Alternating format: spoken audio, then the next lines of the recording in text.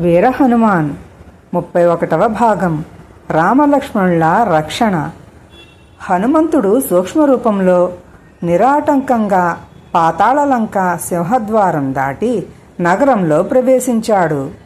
అతడికి ఒక దిక్కు నుంచి పెద్ద కోలాహలం వినిపించింది. అతడు ఆ దిక్కుకేసి వెళ్ళాడు.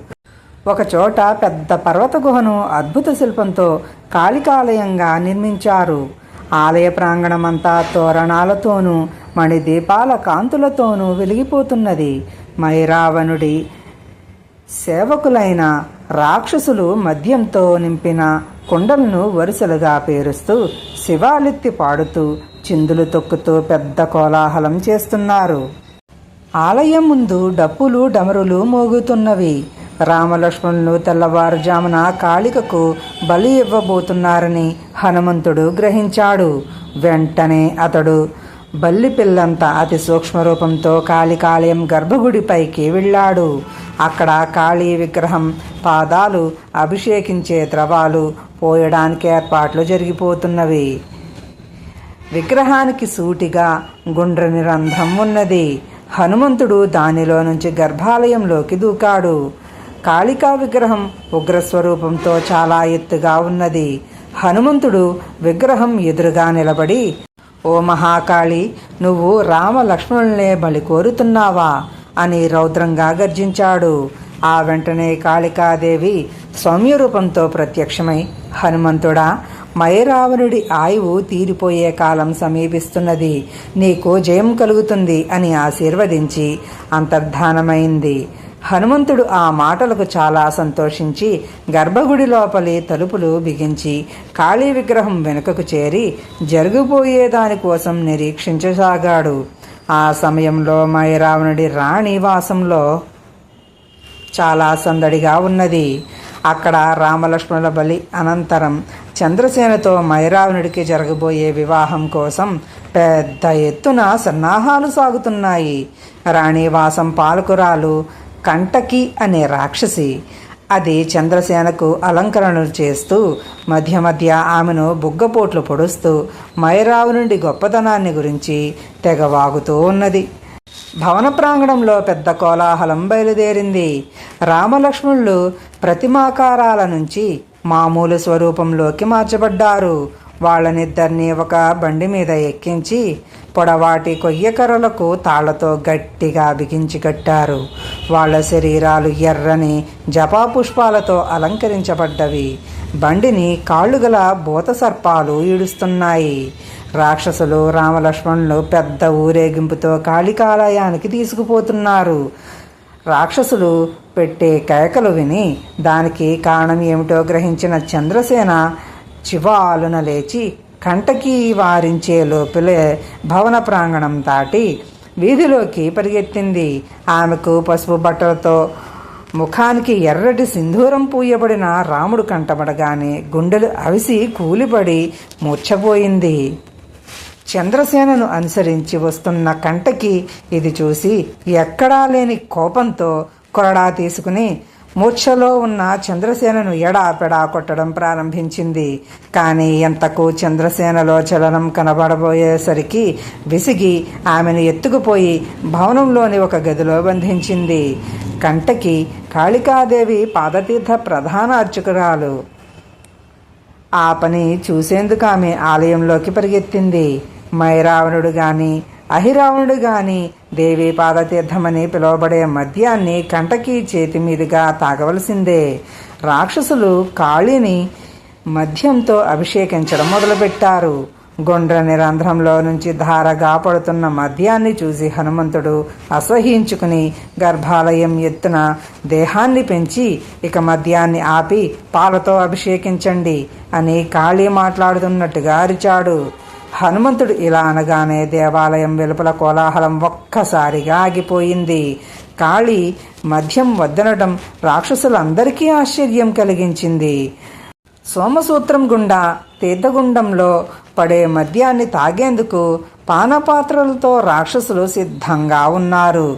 బండి మీద తాళ్లతో కట్టబడి ఉన్న రాముడు లక్ష్మణుడి కేసి చూసి చిరునవ్వు నవ్వాడు. కంటకి మైరావణుడి కేసి దిగాలు పడుతూ చూసింది.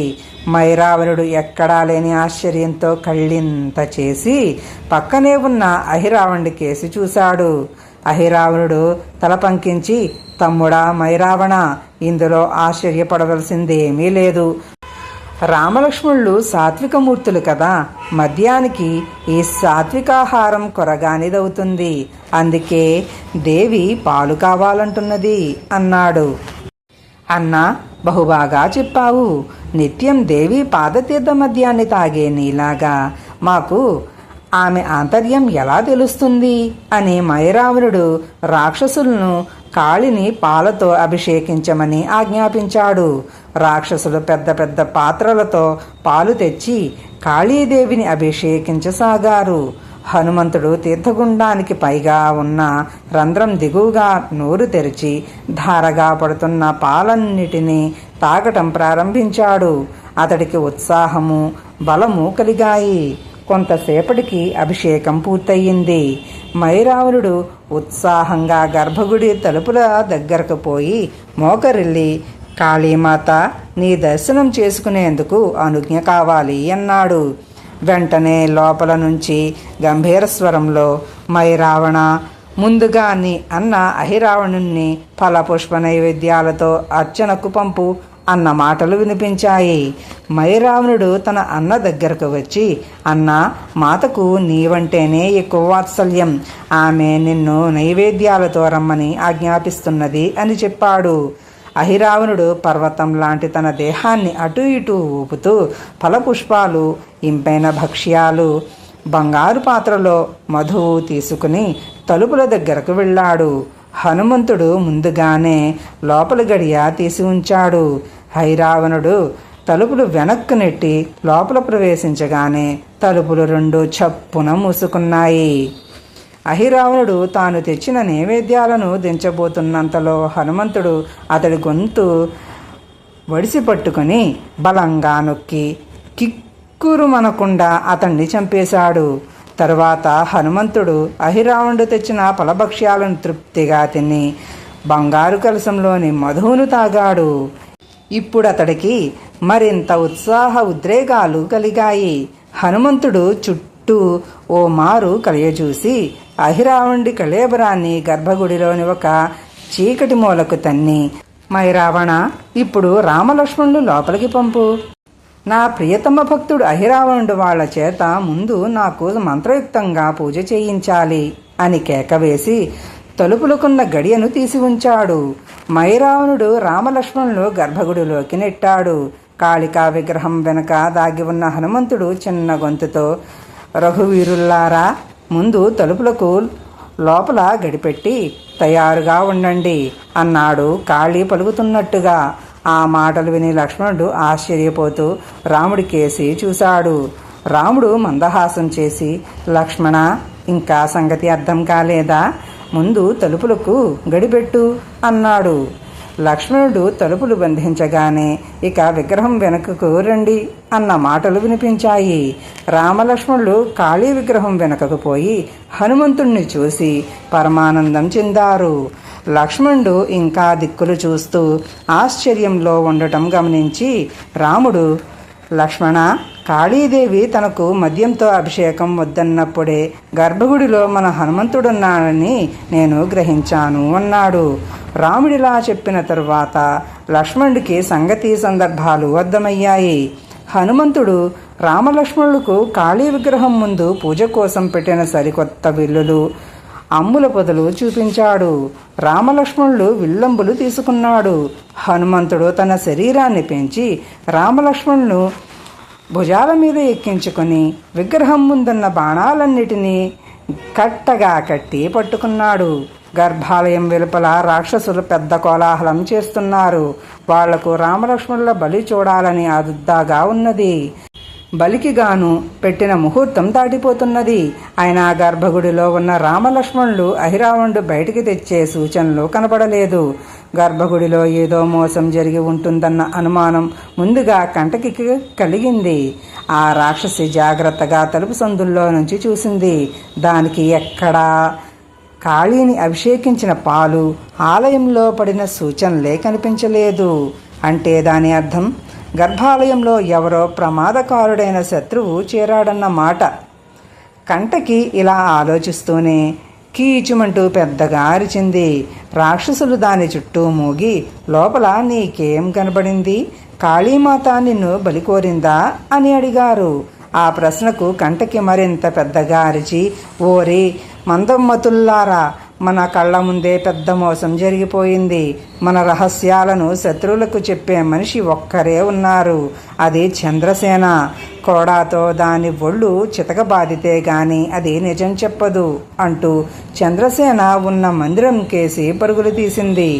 కంటకి మాటలు విన్న రాక్షసులు దిగాలు పడిపోయి ఒకరి ముఖాలొకరు చూసుకోసాగారు. ఆ రాక్షసి అనుమానించినట్టు నిజంగానే గర్భాలయంలో ఎవరైనా శత్రువు చేరాడా? మహాబలుడైన మైరావణుడు పాలించే పాతాళలంకను చేరగల శత్రువు ఎవరు అని ఇలా ఆలోచిస్తూ రాక్షసుల్లోని కొందరు ధైర్యవంతులు గర్భాలయం ద్వారం కేసి నడిచారు. వాళ్ళు తలుపుల మీద చేయి వేసేంతలో లోపల నుంచి హనుమంతుడు పెద్దగా సింహనాదం చేసి ద్వారం కూలేలా కాలితో గట్టిగా తన్ని బయటికి వచ్చాడు. హనుమంతుణ్ణి చూస్తూనే రాక్షసులు మోసం మోసం అంటూ కేకలు పెట్టారు. హనుమంతుడి భుజాల మీద ఉన్న రామలక్ష్మణులు రాక్షసుల మీద బాణవర్షం కురిపించసాగారు. రాక్షసులు హాహాకారాలు చేస్తూ చెల్లాచెదురుగా పారిపోవటం ప్రారంభించారు. కాళికాలయం ముందు నిలబడి తన ముఖ్య అనుచరులతో మాట్లాడుతున్న మైరావణుడు తల తిప్పి హనుమంతుడి భుజాల మీద ఉన్న రామలక్ష్మణులు చూస్తూనే పెద్దగా హుంకరించి ధనుర్బాణాలు తీసుకుని యుద్ధానికి సిద్ధమయ్యాడు. రామలక్ష్మణులు ఇనుమడించిన ఉత్సాహంతో మైరావణుడి మీద బాణాలు ప్రయోగించారు. ఆ బాణం దెబ్బలు తగిలి మైరావణుడి శరీరం నుంచి కారి కింద పడే ప్రతి రక్తపు బిందువు నుంచి ఒక్కొక్క మైరావణుడు పుట్టుకురాసాగాడు. వాళ్ళు కూడా మైరావణులాగానే హుంకార ధ్వనులు చేస్తూ రామలక్ష్మణుల మీద బాణప్రయోగం చేయసాగారు. వాళ్ళు కూడా మైరావణులాగానే హుంకార ధ్వనులు చేస్తూ రామలక్ష్మణుల మీద బాణప్రయోగం చేయసాగారు. రామలక్ష్మణులు ఇది చూసి ఆశ్చర్యచకితులై హనుమంతుడితో, హనుమంతుడా, ఏమిటి వింత? ఇంతమంది మైరావణులను రక్తపు చుక్క నేలపడకుండా వధించడం ఎలా అన్నారు. ఆ ప్రశ్నతో హనుమంతుడికి సువర్చలాదేవి చెప్పిన చంద్రసేన గుర్తుకు వచ్చింది. హనుమంతుడు 1-2 మాటల్లో సంగతి రామలక్ష్మణులకు చెప్పి ఆకాశంలోకి ఎగిరి ఒక ఎత్తైన చోట రామలక్ష్మణులను దించి తాను చంద్రసేన ఉండే భవనం కేసి పరుగుతీశాడు. రామలక్ష్మణులు లక్షల సంఖ్యలో పుట్టుకొచ్చిన మైరావణ మూక మీద ఎడాపెడా బాణాలు ప్రయోగిస్తూనే ఉన్నారు.